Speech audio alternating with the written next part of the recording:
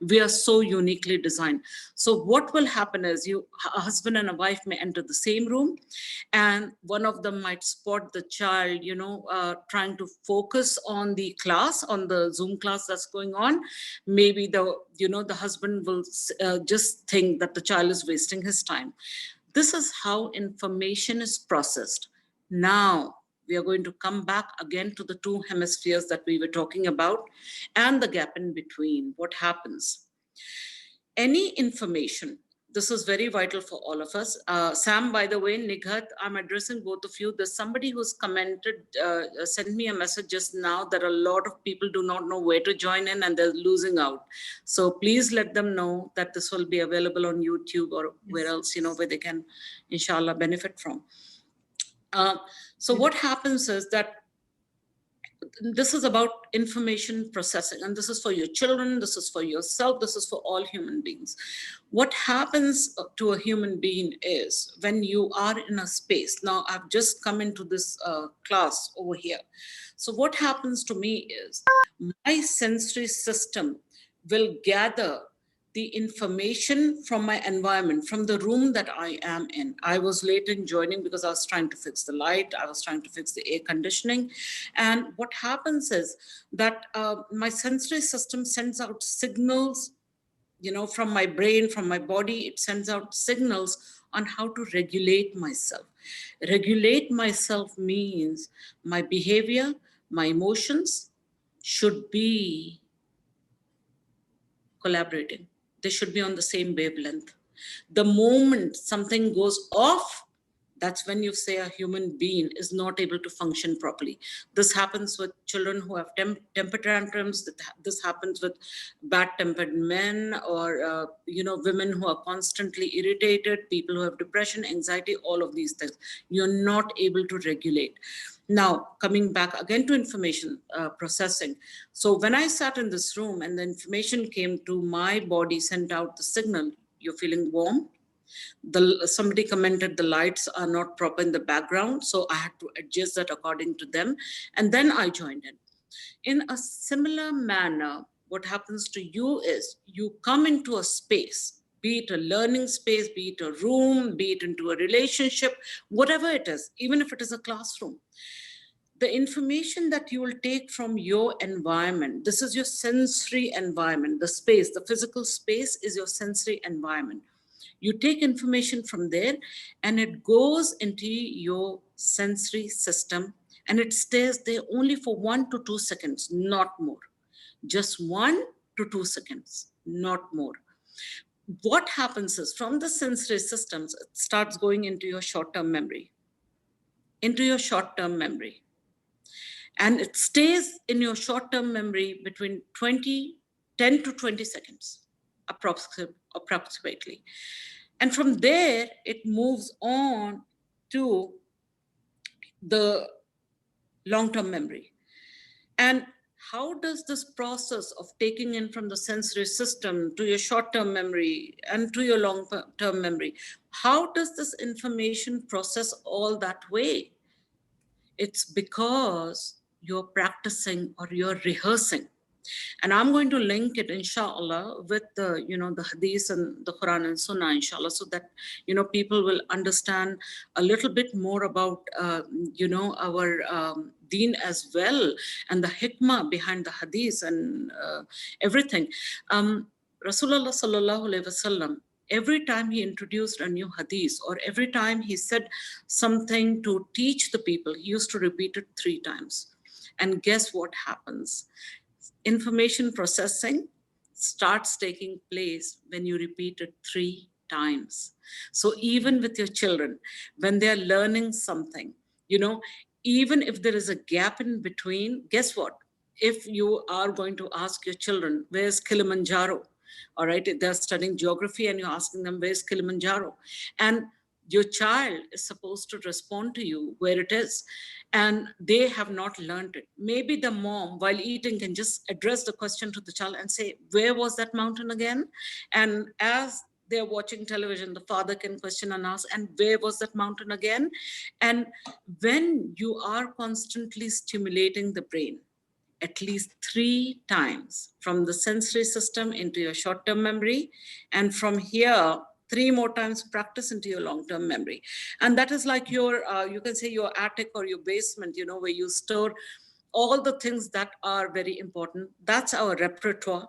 And every time we want something brought out of our memory, we dig in there and we bring it out. I'll give you a simple example. Majority of us, how did we learn it? A, B, C, D, E, F, G, H, I, J, K, L, M, N, O, P. That's how we sang it. And if you, uh, you know, try to retrieve, if somebody will ask you if you know the alphabets, that's the rhyme that comes to mind because that's the way you were taught. And it was rehearsed so many times. It was practiced so many times, it has become a part of your memory bank. Now it's the same with children. It's the same with people who have got anxiety, depression, panic attacks as well. They repeat the thoughts so many times. They repeat, like for example, I can use my own example. When I was young, people always call me, you know, fatty. And that stuck because when you're constantly calling somebody, hey fat, so hey fatty, and because your brain is constantly hearing this information, it keeps processing it. That's why be very careful on how you address people, because that becomes a part of their memory bank and that becomes a part of their life. How ebb is that? You know, and how sad is that, that people live with this for the rest of their lives. Even with children, majority of the time I have noticed, you know, a dirty look to the children is fine, but I've seen parents go to the extent of calling them stupids or idiots, and this impacts a child's, intrinsic and extrinsic motivation.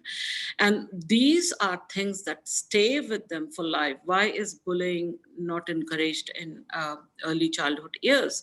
Because that impact, that trauma, that mark stays with them for life.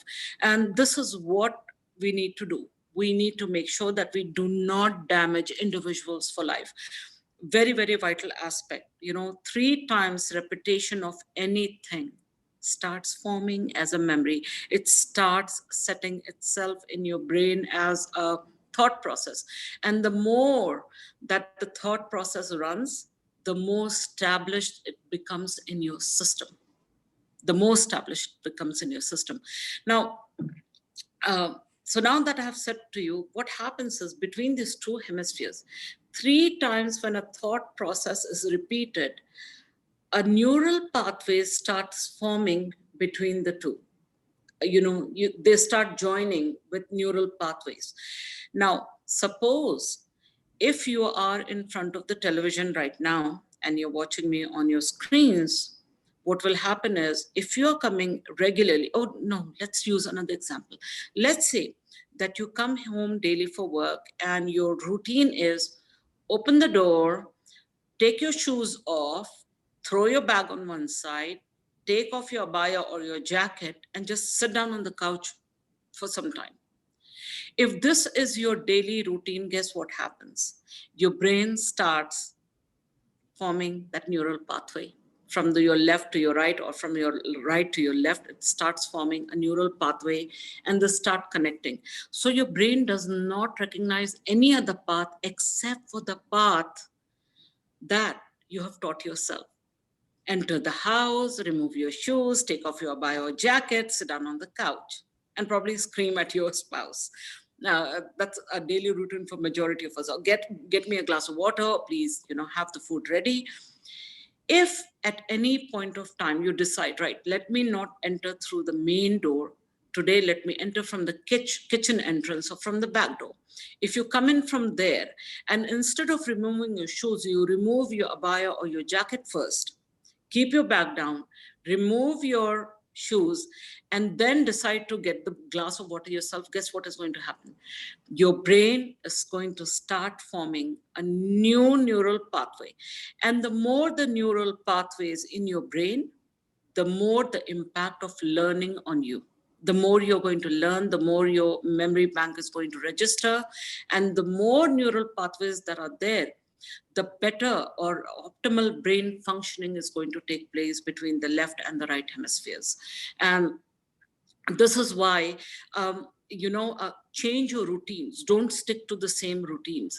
And people who stick normally to the same routines, you will see a lot of them have got Alzheimer's or dementia.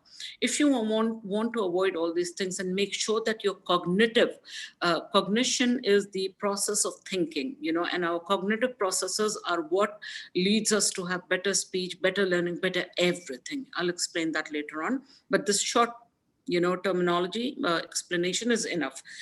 So what happens is that when your memory bank is accumulating all these memories, that's why you need new neural pathways constantly, so your brain is constantly challenged. Now, a lot of our schools, a lot of our educators, unfortunately, do not understand the impact of movement. They do not understand, because in our school, if majority of the parents are tuning in, they will know what happens is, this happened with me. You are not allowed to change your seat. You enter your classroom and you have to sit in the same seat allotted to you till you rot over there till the end of year. Auzubillah. And that has got to change. If every single day, and sitting next to your best friend daily, guess what? You are absorbing from each other the same energy daily. One of you might be somebody who does a salah and is all constantly in a state of wudu. Well, let's not act like everybody is very pure in here, but I'm just stating, just to give you an extreme example. And the other one is not, although she might be really nice, really good, everything else. But you absorb each other's energies, and that needs to be avoided. Absorbing each other's energies can also impact your learning. With children who do not take a shower, I mean, I had to suffer with that, where I had been placed next to somebody who wouldn't take a shower. They would take a shower once a week, and that really impacted, because you are so engrossed, so involved in totally absorbing the energy, that you have got nothing left in order to absorb the learning. So please watch out what is going on in your homes, because these are things that are called points of expenditure. I'll explain that later on as well. But first of all, I'm going to come back again to the neural pathways. Now, if we change the routine, if the educators in the schools, if they have joined in today, if you're hearing me out, please know you can maximize, you can optimize learning if you are going to be changing the seats of the children daily. The ones in the front can go to the middle to the back, the left to the right to the left. Why? Not just because of neural pathways, because everybody's sensory system is operating differently on a different level. Like myself and Samira right now, we are online at the same time. But guess what? She's absorbing, even if we sit in the same space, different people are going to absorb different information. Remember this. Even with me training, I mean, the ladies were kind enough to say, I saw your lipstick, I saw your big eyes, I saw Sam, I saw, you, I was waiting for you and things like that. There might be others who are probably thinking, out with all this, I'm here just for the information. And you're all in the same space. This has all got to do with how your sensory system is processing the information that is taken in from your sensory environment, and how it is processing it from your short term to your long term. For right now, it's your short term. But if you watch this video more than 3 times, I can guarantee you a lot of the information will be in your memory bank forever, to teach your children and to teach your grandchildren and others. So we spoke about movement, we spoke about the left-right hemisphere, why the neural pathways are so important. So please, parents, educators, if you're seating your child in the same spot daily, the same desk, same chair, and the child is taking those classes in the same manner, there are certain things that you need to keep in mind. As I said, we parents and educators are not suffering as much as these children are suffering, because movement is key. and young bodies are designed for movement. And this is the unfortunate part, where parents and educators are both at fault, and schools are the worst of them all, where they tell a child, sit still, don't move. You think commands like these are easy for a child to, follow through and to, act on it? It's not. Sitting still, people might think, is a very simple task. It's simple for, adults like us who have anyway, just stuck to our grounds and we refuse to move. But for children, it is a highly complex and a very high level task to sit still in one space. It's very difficult. And if you are placing your desk along the same way, your laptops or your phones connected, and the child is just sitting and taking the same, thakela notes all the time, guess what? This needs to change. How do you change it? First of all, there are certain prerequisites even for learning. And what do you think, guys? Let me ask the participants. What do you think is one of the, you can just comment and just say it instead of joining in, that what do you think is the first prerequisite for learning? Yourself, Samira, what do you think it is? Oh God, it's been such a Interest. long time since I've learned. Someone said I think interest. I've heard Yes, something yes. like your lecture. I mean, obviously, a stimulating environment. I mean, I would have thought. Happy mind, readiness, Interest, interest, Motivation. interest. urge to Okay, learn. people are saying interest, a relaxed mind, feel the importance, readiness. All right, Engagement well, and let me inform motivation. you, routine. None of you are right. Positivity, no. Involvement, no. Readiness to learn.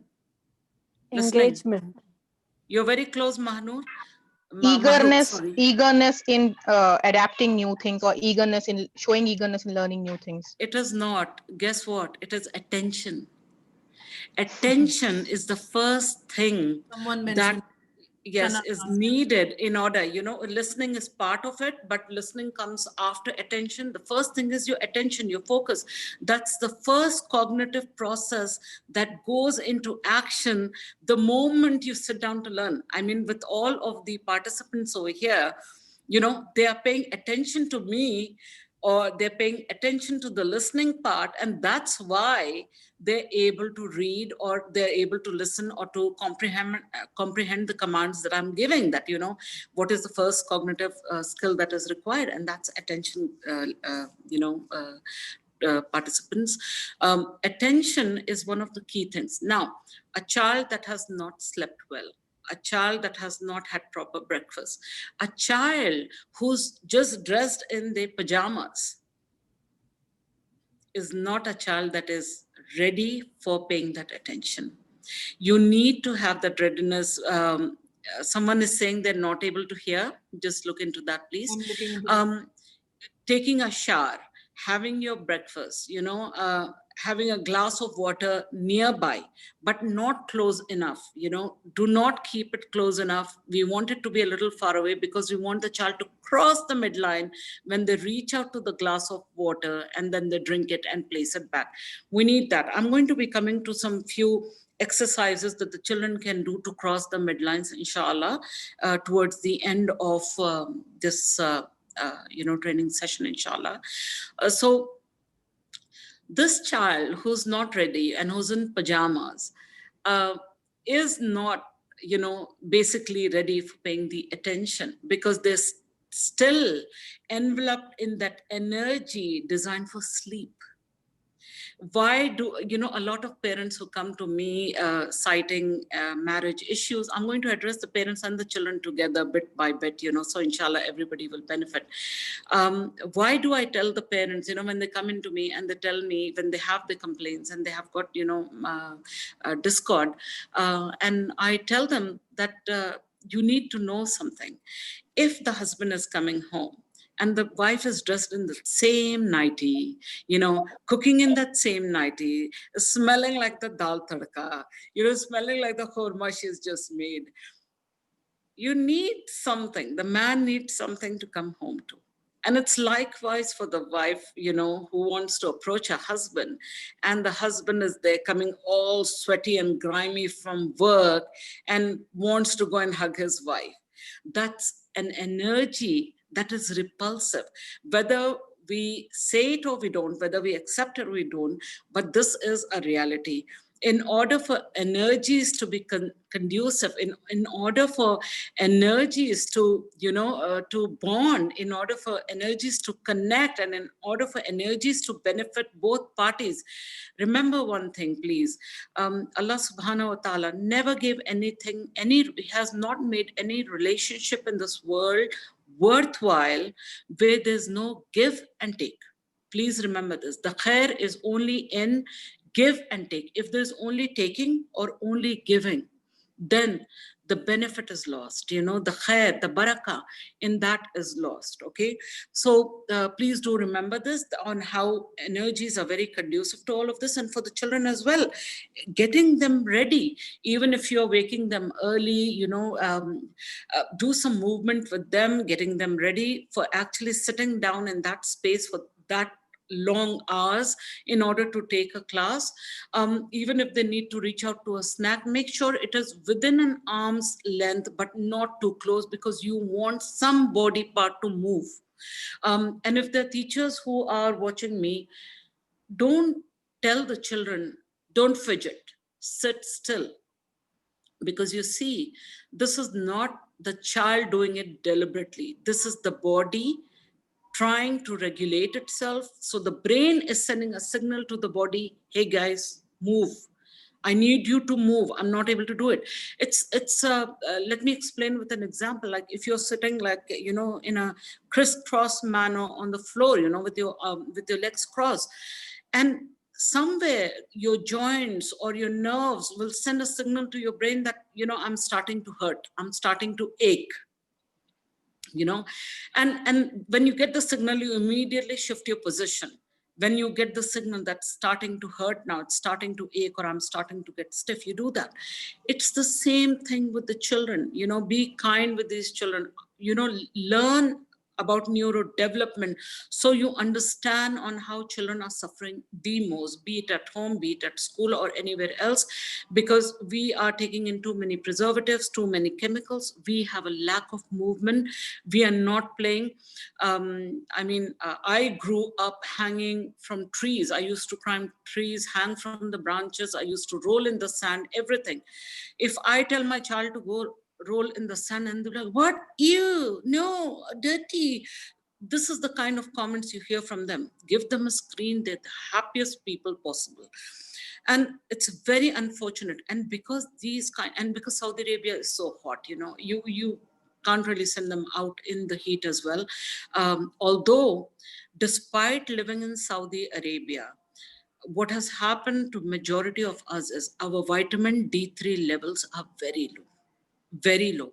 All those of you who are complaining to me about, about depression, anxiety, panic attacks, or, lack of attention, or just having this brain fog, guys, get your vitamin D3 level checked, and your vitamin B12. The vitamin D3, you get it, it's not a prescription medication. You get it off the counter. I think it's 60 or 65 real. And you can take it just once a week. It's just once a week.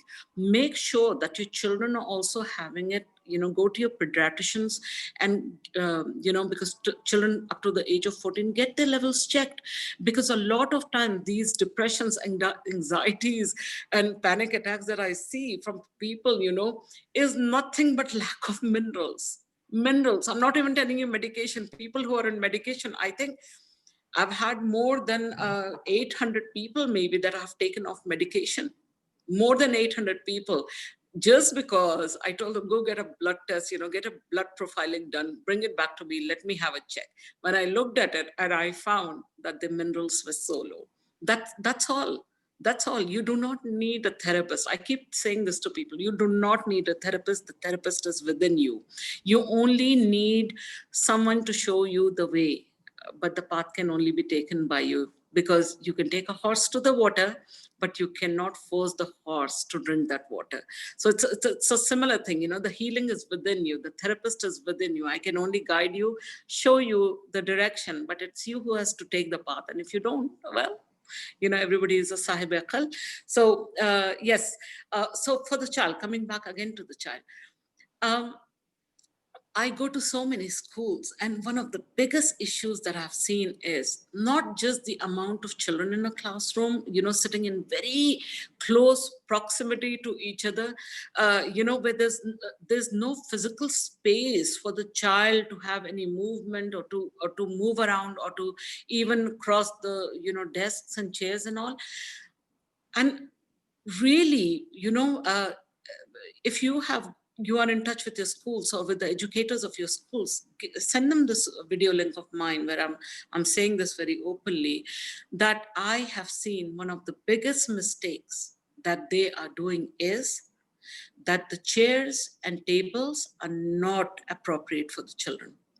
They are chairs and tables that are, you know, what do you say, designed for storage. They are designed for, you know, what do you call it, for stacking.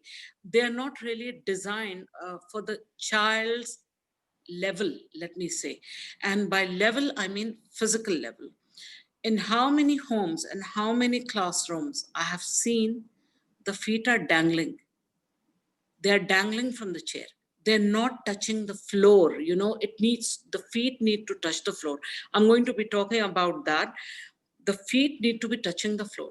This is not happening. And what is happening is the desk is supposed to be midway on your rib cage. Midway on your rib cage, and then you have desks that are either up to the chin or down here to your chest or really near to your pelvic. So guess what is happening with all these things? Just like us humans, if we have a depressive episode in our life, let us say, or we have something that is troubling us, that point of expenditure, you know, that's the point that sucks our energy, all our attention goes towards it, our focus goes towards it, we think about it the whole day. That black point, our point of expenditure, that desk and chair becomes that for the child. It becomes the point of expenditure where the young body is trying to adjust with the level of the desk, the feet dangling and not touching the ground. I just told you, one of the primary reasons is if your child is studying at home, this is not in the classroom, but this is at home, where I have said, you know, our skin is the largest organ of our bodies. Now, what happens with our skin is if you're barefoot and if your feet are touching the ground firmly and flat, then your skin absorbs all the receptors in the feet. Majority of receptors are in the sole of the feet. Why do we have all this acupressure and reflexology in our feet? All those points, when they're firm and they're stable and they're hard on the ground, those receptors are activated when it touches the floor, and the skin absorbs information from the floor as well. And because we are, you know, just like we do the sujood, we have negatively charged ions, and the earth has got positively charged ions. So every time we do the sujood, we actually recharge ourselves and we come back up. And when we go down, we recharge ourselves once more and come back and up. So subhanallah, look at the hikmah even of the sujood, the science. People should not be labeling it as just, you know, the religion. The science, you know, in our deen, and the hikmah behind the hadith. Subhanallah, amazing. This in itself should be a topic for future, you know, PhD holders or people who are doing the theses or dissertations. This should be a topic of interest. There is so much proof in our deen and in our hadith on the things that scientists are talking about, and it can be linked together. And with this, inshallah, we can bring people back into the fold of the deen, inshallah. Make them love the deen even more. Do not look upon the deen as a religion, but also as a science in itself, which is helping you perform better, which is helping you evolve. And what better way than to keep the children excited and start them for really young, and they will have this with them for this information with them for life, and they will follow upon it, and this will become a sadaqah jariyah for us. So this is not meant to be a Friday lecture, but so I'll come back again to what I was talking about the feet dangling. Now, what I always say to a lot of parents is that, the feet should touch the floor. Okay. Now, work surfaces that are there, I am going to use, let us assume that your child is right-handed. And, so these two hands that you see, this hand becomes the stabilizing hand. It holds the paper. And this one becomes the active hand. This is the stabilizing hand, and this is the, acting hand, which works, or you can call it the worker. And this is, the master, this is the worker. And this is what happens with the hands. When the work surface is not appropriate and you have cluttered it with too many things, clutter in itself is a sign of, having psychological issues. So if you're cluttering it with, let us say, your papers, your books, your pens, and, the child has got his snack over there, and you've got, the smells wafting in from the kitchen or something else, all those things add to the learning environment. A lot of people do not understand that, but because sensory systems are so different, even if you light a candle, certain people are going to love that smell because their olfactory system likes that smell. And then you're going to have so many people who are not going to like that smell because their olfactory sense is very different from yours, or they just smell something with which your other scent collided, and they do not like that immediate change that is happening within the olfactory system. So totally depending on how much clutter you're keeping, your child will not have this, the balancing, the stabilizing hand and the writing hand in order to move around on the desk. Secondly, the distractions. Not easy for a child to say, sit still and listen to the commands. But people do not know that, height of table should be, as I said, midway across your rib cage. And the elbows should also be at 90-degree angle on the surface. And I'm saying this because postural signals are constantly sent to your brain. So when a child is there for so long, they might not be able to tell you except that mama, it's hurting, or baba, I'm not able to do it anymore. Or if they're scared of you, or if you are a beater, if you physically abuse your children or you verbally abuse your children, then that child will probably not even have let us say, the guts to even tell you on what is happening with their body. And such a child will lose out, not just in terms of the signals being sent, because signals are constantly sent, and if you do not listen to them and act upon them, there's a high likelihood that because you're not acting upon the signals being sent, you're not going to function normally as a human being. Or there might be, some neurological defect later on in the future, because anything that we do not utilize for a long time, you basically are extincting it. So yeah, you need to keep that in mind. Now, hips, your knees, elbows, ankles should all be at 90 degrees on that desk and chair. And now, sitting still, like I said, with parents and teachers especially, who tell the child, don't fidget, don't move, sit still. As I said, it's a very complex skill, and it's a very high up skill. It's not a lower level skill. It's a lower level skill for adults, not for children. They cannot. Now, the ability to extend the body, how do you say it, effortlessly, against gravity, it requires certain things. It asks the child to curb the impulsivity, all right, because children are impulsive in their movements. It asks them to curb the impulsivity. It asks them to filter the distractions in the environment. And it has also asked them to focus on the task. Now, little children, there are very few, maybe a handful that can be multitaskers. Majority of children cannot listen to, signals coming in from the body, coming in from the postures, coming in from the attention bank, and then focusing on the learning. So just make sure that, it requires, this sitting still actually requires a high level of neurological maturity. You need to know this. And it also requires physical strength, and it also requires a lot of stability. Now, one very surprising thing that I'm going to teach you today is on handwriting. Now, what do you think is the reason for poor handwriting, Samira? Oh God, I am. Let's ask the participants as well. What do they think? Because we have a question as well on this actually. Okay. Yeah. Right. Now that you mentioned it, a parent is asking that, sorry to cut you while you were telling us about something else.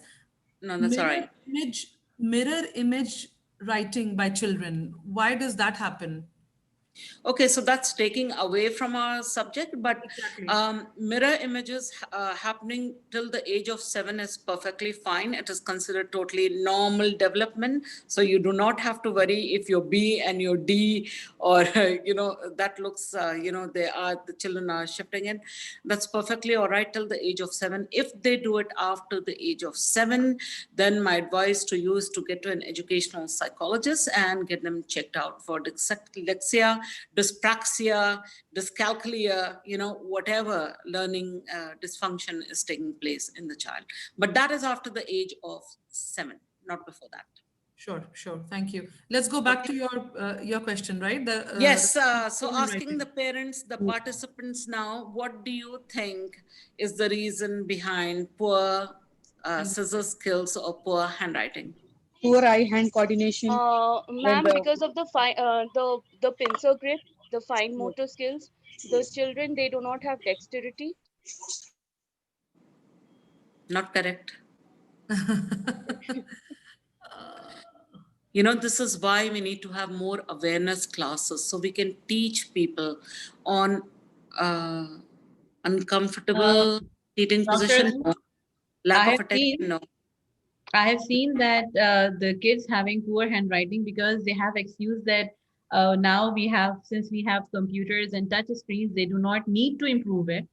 And I have seen that not even holding the pencil properly. I don't know why, but they have a clear reason that now everything is too much online. So they do not want to focus on improving the handwriting.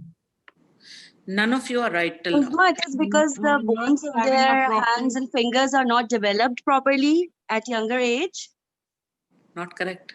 Not having a proper hand stability. I'm enjoying this. Maybe due to, for example, the one who is teaching is with the same poor writing, maybe because the children are copying. No.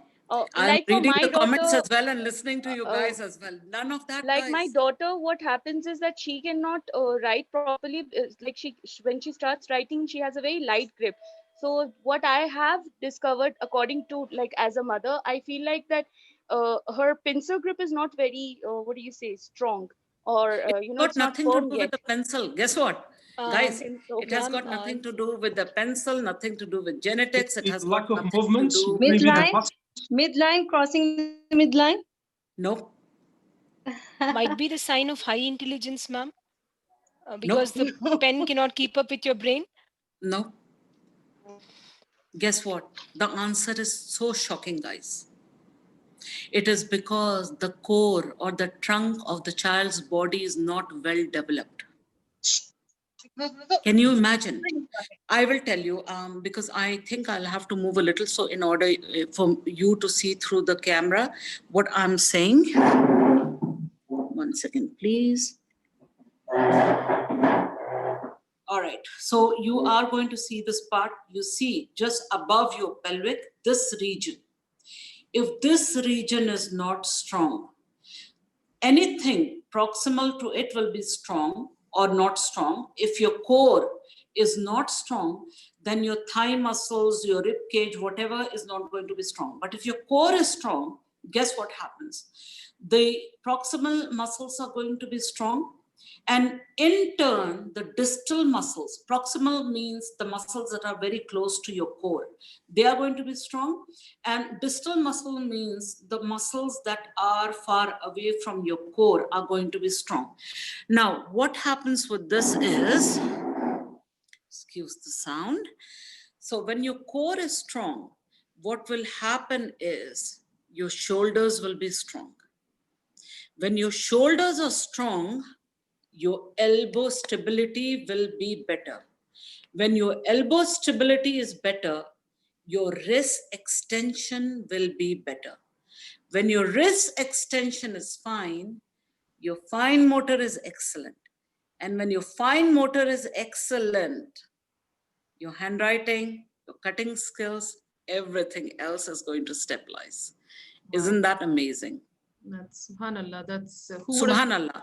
Yes. So would with a have- lot of parents who are not allowing their children the motor skills that is necessary for developing the core, please get them to the Cornish, let them hang on the monkey bars. Even if they're lazy, just drag them.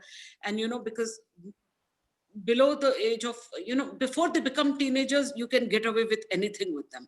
It's after they become teenagers that they start, making our lives difficult. So if they are young, please get them there to those monkey bars. Let them hang from the monkey bars, let them hang from the monkey bars. Another thing is, which our parents are guilty of, especially from our, let us say, communities, is they give majority of the work, the household work, to the girls, and they say, you wash the dishes, you vacuum the floor. But guess what? In order for a human body to regulate, and I'm saying this even to the moms who complain, I do household work all the time, they don't even realize that they're crossing the midlines. Their depression, their anxiety, everything can be resolved if they start viewing it as cheap and affordable and free therapy. Crossing the midlines, even for the dads who have joined in, doing heavy duty work, making, the boys and the girls wash the dishes. Please watch my movement, washing the dishes. Can you see what has been utilized? The elbow stability, the shoulder strength, and the wrist and the fine motor. You want your child to have good handwriting, and you want them to have proper, fine movement, dexterity, you want them to have that, or you want them to dribble a ball properly and all. Start by washing the dishes. Can you see the movement? Can you see the movement? Children who do this and wash the dishes like this, down, lift it up. Lift it up. Let a parent be there who lifts it up. Develop your children. This is all possible when both parents are involved. If you're going to shove it, no, this is the mother's job, no, this is the father's job. Guess what? The father and mother are not the ones who are losing out. It is the child. Because incredible rise in sensory processing disorder, incredible rise in autism, incredible rise in attention deficit and hyperactivity disorder. If you are going to work on your children right from the moment they were born. I started working on my daughter when she was 2 weeks old. Everybody were laughing at me, but because I work with disabled kids, I knew exactly what to do from the time she started. And when she was 1.5 years old, she actually was ready to go to school, even holding the pencil and everything. So this is where languages are introduced. Things, I mean, my parents introduced me to languages at such an early age, and that's why I know 5 languages. But I knew 7 before. I lost 2 of them. They became extinct because I did not put them into practice. Introduce languages before the ages of 5 so that your children are going to benefit. I mean, Sam, if you remember way back in late 1970s or early 80s, Yeah. I mean, we always stayed within our father's circles, all the doctors together, and all of us speaking either English or Urdu. Yeah. And we never interacted with the Arabs. We never interacted, we did not have that inclination to learn Arabic, which is such a beautiful language. The more languages your child is going to know, not only are they going to become linguists, but because those neural pathways are going to form, your child's brain, optimal brain functioning is going to take place. Your child is going to have, a brain that is working at fantastic capacity.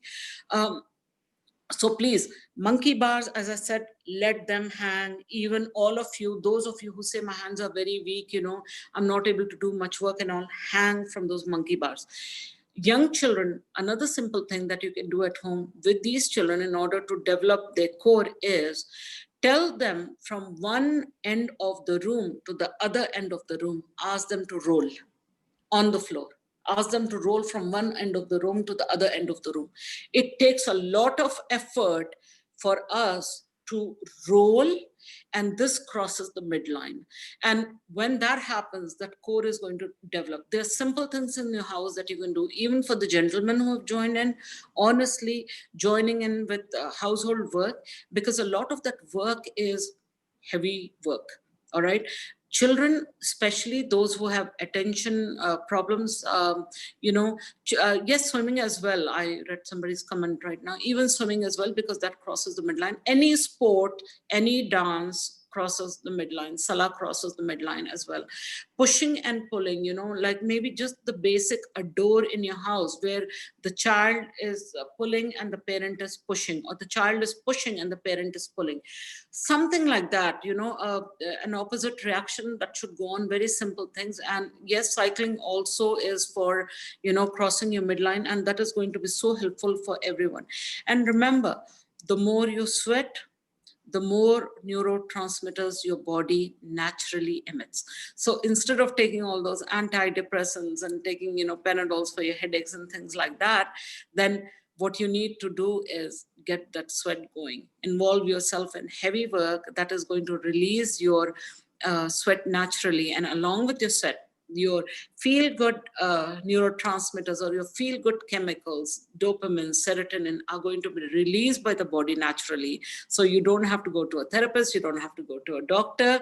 And plus, you are allowing your body to naturally produce them, and that is going to help you become a better version of yourself. It's going to evolve you nicely and beautifully, inshallah. It's going to help you and stay in a in a happy state of mind.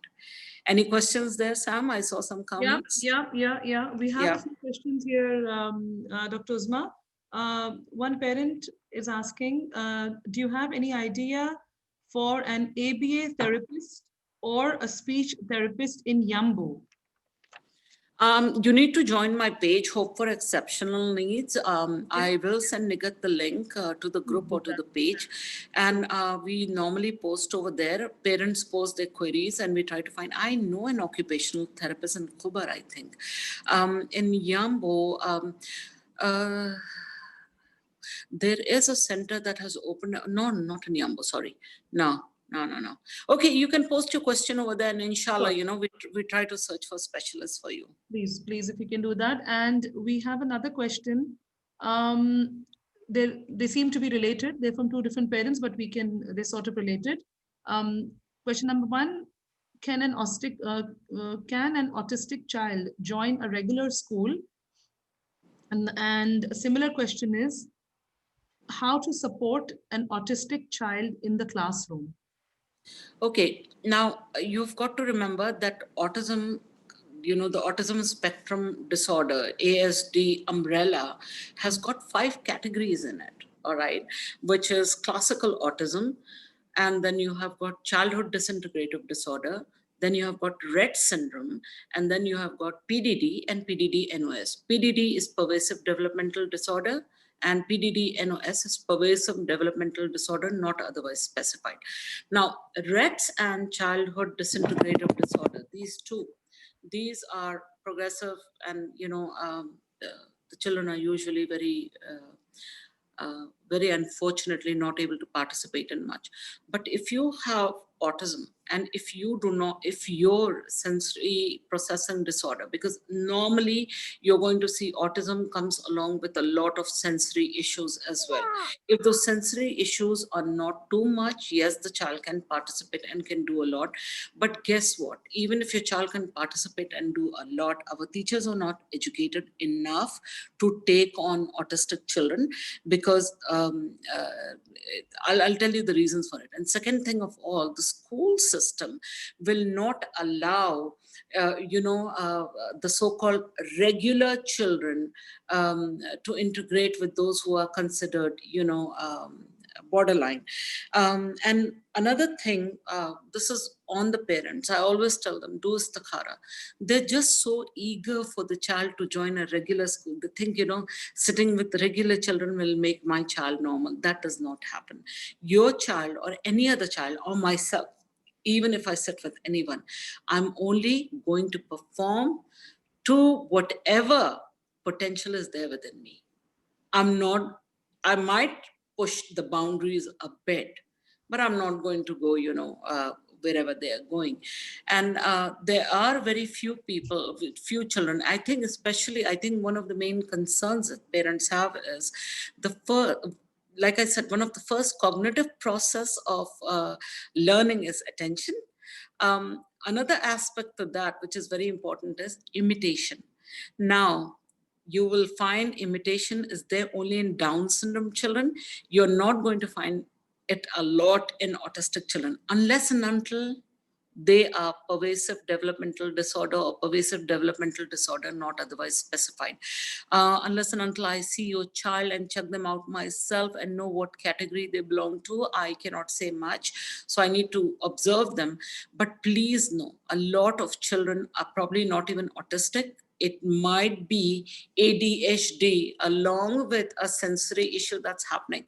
Too much preservatives, too many canned foods, too many sodas, added sugars, everything is adding to our woes. And not only to our physical health, but also to our mental health. And we don't seem to be realizing that on, the amount of gluten, how many people are going gluten-free, how many people are going casein-free.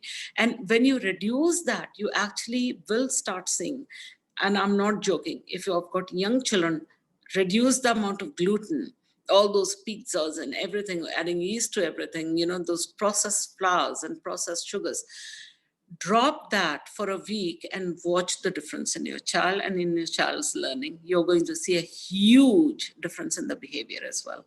In fact, not only in the children's behavior, even in your own behavior and in the way you feel. Yeah. A very interesting question, Dr. Uzma. How to deal with, I think this is, I don't know if this is for the child or for the parents, how to deal with bipolar disorder and mood stabilizer medications. Are they to be taken lifelong if this condition is diagnosed? Well, with majority of psychiatrists are going to tell you, I am not a psychiatrist. Please remember this. I am a clinical psychopathologist. Psychopathology is my major. I'm basically, in layman language, I'm a clinical psychologist, a PhD. So I do not prescribe medications. But let me tell you, my sister is a psychiatrist in Houston. And from what I know from her, that medications are prescribed, for life or for a short duration, whatever, if the benefits outweigh the risks. So, we are not going to be talking about that. But if any one of you wishes to join any session with me, a therapy session, then I usually have about 6 to 7 people together. Inshallah, I'm going to start adding the men as well, because I have noticed that there's nobody for the men out there and it's just for women. So inshallah, be it couple therapy or be it with the men over there as well, 6 sessions only is what is required for them to arm themselves with the knowledge, what is, mood dysfunction. what is depression, what is anxiety. You first need to learn it. These have become such fancy terms for 2020, especially with the pandemic, where all of us have, got reduced hopes. Even if we were in very high spirits, somewhere our energy levels have gone down. We have not been interacting with our loved ones, not feeding off, the positive people in our lives, with feeding off their energies in our lives. Same situation every day. Just get up, sit in front of the, the cameras or the lessons, do the same routine again and again and again. So guess what? Our neural pathways have stagnated somewhere. We are not introducing new things to do that can keep us motivated, intrinsically and extrinsically. Yeah. Thank you so much for that. Dr. Uzma, another interesting question. Someone's child, he or she, they nail, they bite their nails a lot. And apparently for many, it may be a sort of a stress reliever. And how to stop this habit? Anybody, you see, when children bite, Yeah. this biting, this is all a sort of deep muscle stimulation. Right. All right. And what you need to do for this is, for babies, okay, because they are at the Freudian oral stage of their development. They do that because they are used to latching onto the breast and then to latching onto a nipple in order to breastfeed, or to taking milk from the bottle, and they mouth everything because they're still in the exploration stages of their lives. With toddlers, if toddlers are biting, or if they're doing this, guess what is the reason? I want the parents to guess what the reason is. Oh, God. Yeah, for a 6-year-old, that's a toddler. I don't want to go there now. You don't want to go there now? I mean, Again, this just shows our lack of, that there's so much to learn. There is a lot to learn, and these Yes. are such simple, basic things. No, it's not frustration. It is lack of gross motor activities. Wow. It's because his midlines are not being crossed. A toddler is somebody whose motoric activity is the most 2 to 4 years. That's why it's called the terrible twos. They start, and when they bite, that means that they have not been stimulated enough in the gross motor. Running, racing, I mean, subhanallah, if there is one game that's mentioned in our deen, what Rasulullah sallallahu alaihi wasallam used to play with Hazrat Aisha, it's racing. They used to race because it crosses the midline. When was the last time you raced with your spouse? When was the last time the two of you decided, well, let's have a competition?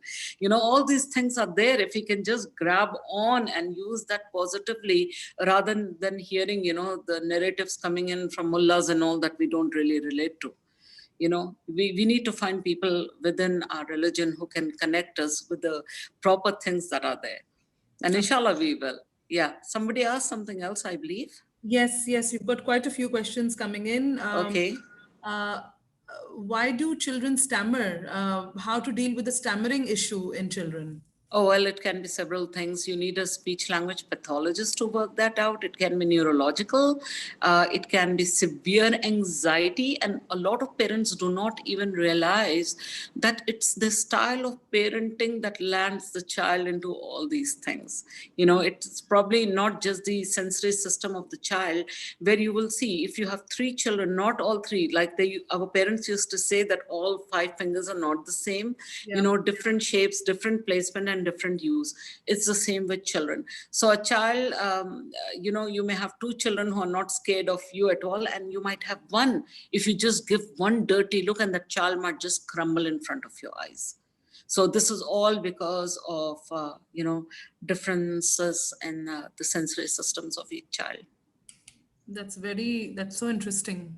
Who would have thought, right? And now this is a question that I'm sure all of us are having to deal with this every single day. And the problem probably starts with us, that first of all, how do we control ourselves from being addicted to social media? And how do we then control kids? Again, neural pathways. Mm-hmm. your neural pathways. You are so addicted to it because your brain has started recognizing social media, taking the phone, and it knows exactly which icon to press and what to look for, which groups to search, your friends, this, or who to troll. It's because who you hate, and you're like, oh, here she comes, and okay, you are ready for the post as well.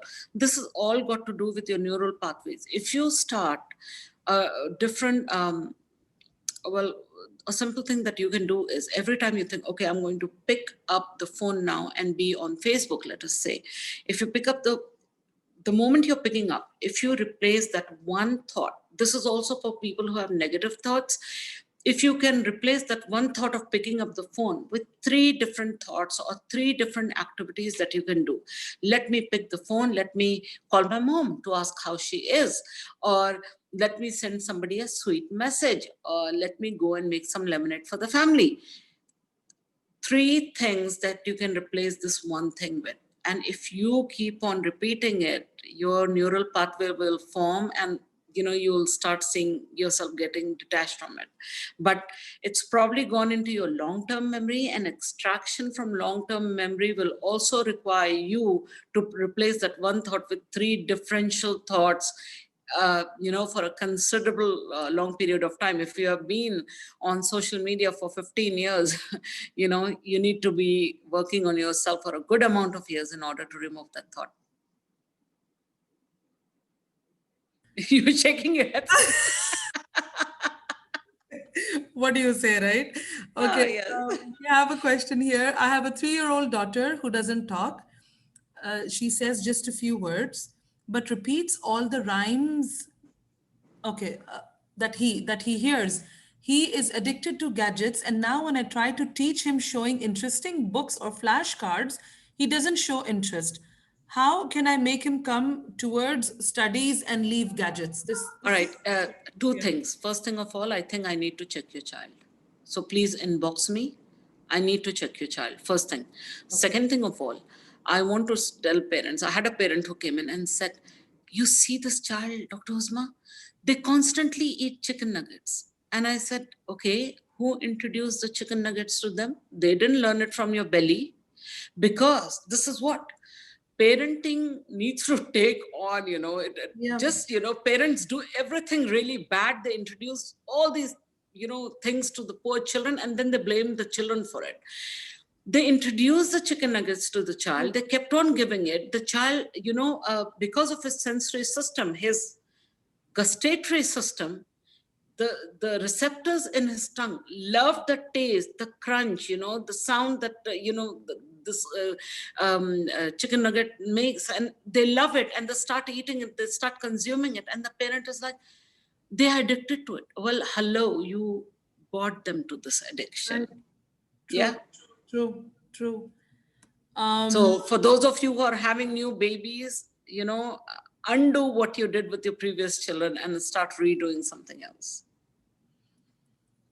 Seriously. I guess there's so much we need to learn about ourselves first, right? That Yeah, totally. do the kids, Totally. This is why just the sensory system itself should be a topic by itself. Let me tell you, by itself.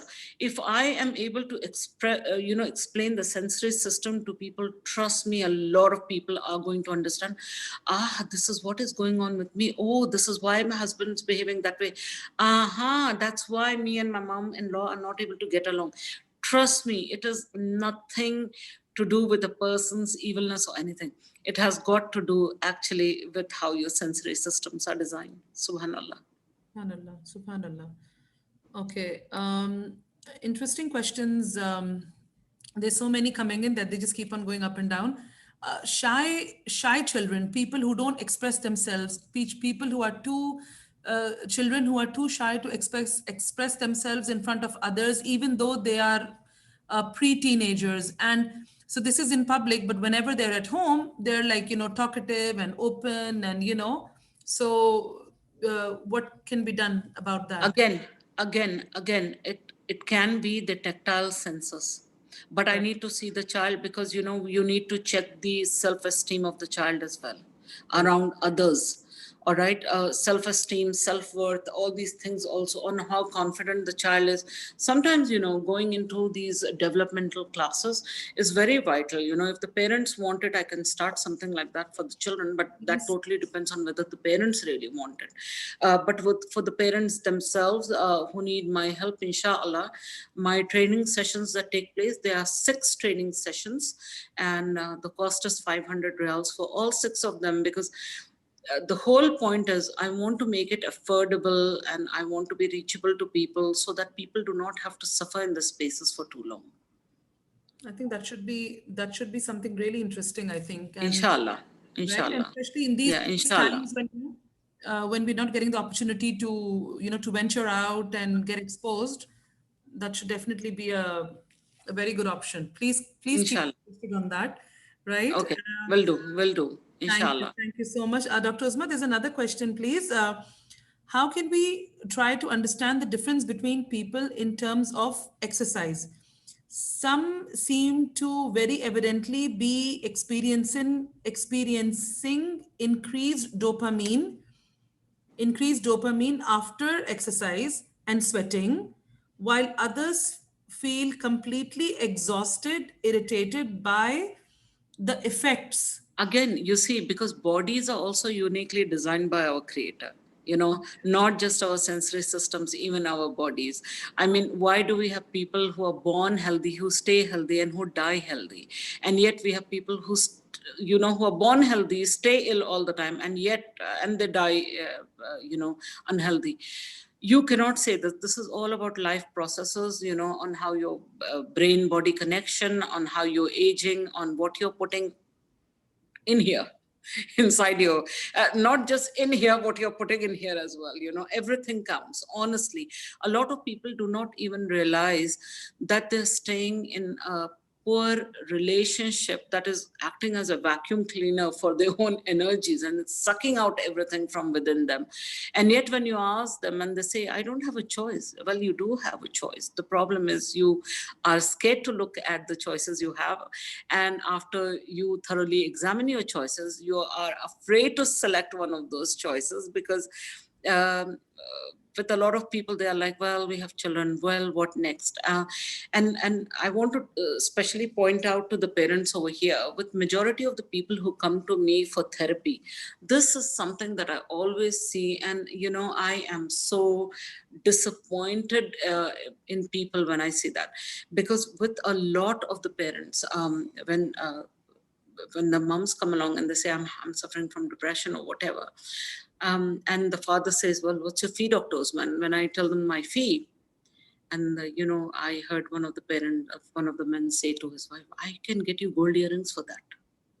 So you see, wearing, I always say this to people, that wearing this, a plate-sized pendant, around your neck, or huge earrings, is more important than what's going on over here for people. You don't look after your mental health, that, that all that gold in the world is never going to bring you the happiness or the comfort or the soothing, or the soothing, or the, what do you call it, the calmness that you need in order just to survive. Absolutely. Yeah, we give more importance to the jewelry rather than to going to a therapist. So there's a difference in mindset, isn't it? I mean, that needs to start from us. It needs to, totally, because you see, especially during the pandemic, majority of the psychiatrists association leaders have said that not only in Saudi Arabia, throughout the world, after the pandemic, the amount of psychologists and psychiatrists that we are going to be needing, they said we do not have enough in the world. We don't, and we have got so many people suffering. And while the participants are here, let me also tell you that I do charge. If I see a child, my fee is 300 riyal for the child. Testing the child is for free. If you want a written report, that's different. But I charge 300 riyal for testing the child, for checking the child. Testing the child is for free in the center. And if I see an adult, then I charge 300 riyals for 45 minutes. And the follow-up If needed, is for free. If needed, it's not. Rates can fluctuate. But if there's someone who's going to come in and say, well, guess what? I do not have the money, but I need the help, then all you have to do is bring in your salary statement to me to prove it that you cannot afford it, and inshallah, I'll not charge you. That's really Or I'll decrease the charges for you.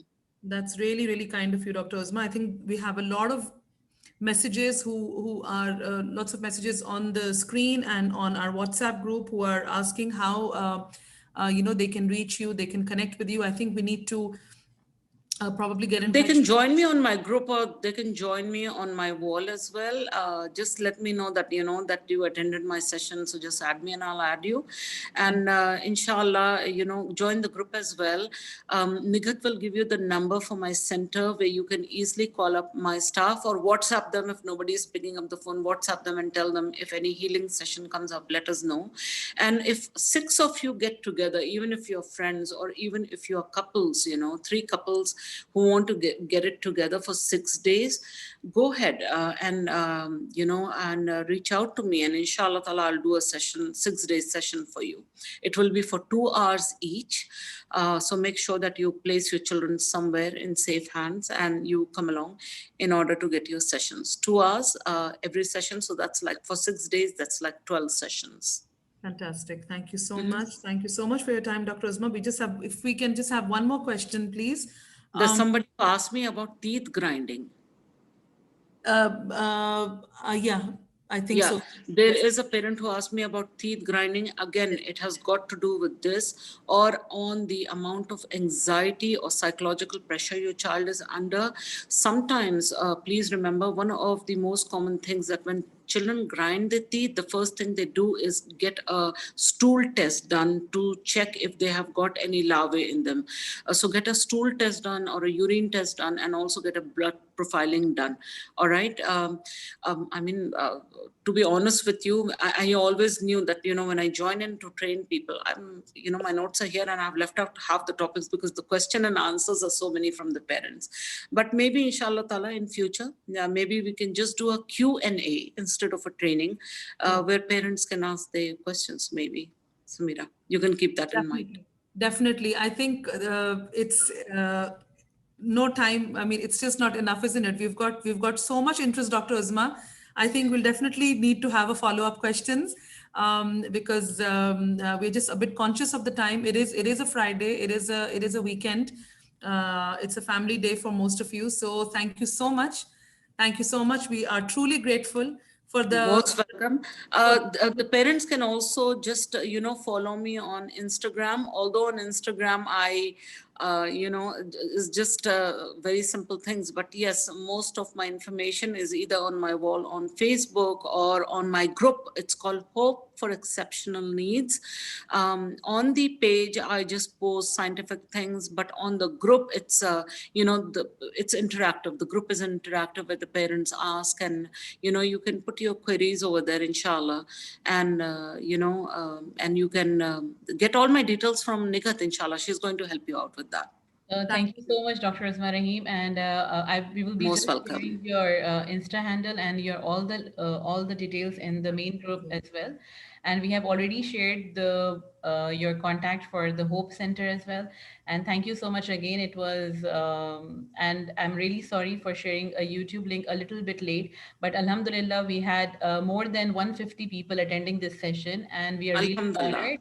And really, I saw very few men, but I would love to see the fathers there next time, honestly, because you see, if you want your child to develop, if you want your child to grow at maximum pace, and if you want them to have the full optimum life, let us say, then you need both parents. You don't need just the mom or just the dad. You need two parents who will pull it for the child.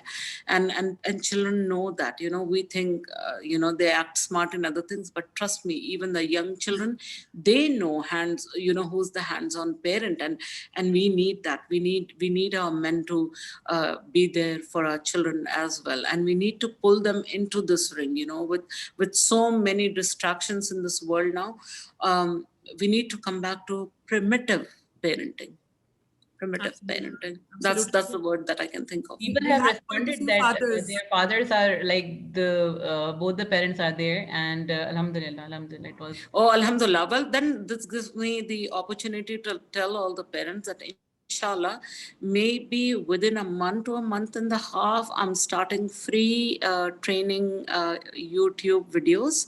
Inshallah, when I do that, I'll make the announcement. Maybe Nikhat and Sam can also, just promote that. And inshallah, these will be very short videos with just, solutions for everyone. So you do not have to go running for information here and there, inshallah ta'ala. Absolutely, Dr. Uzma. As usual, we are so grateful. Thank you so much for your Jazakallah khair for having me.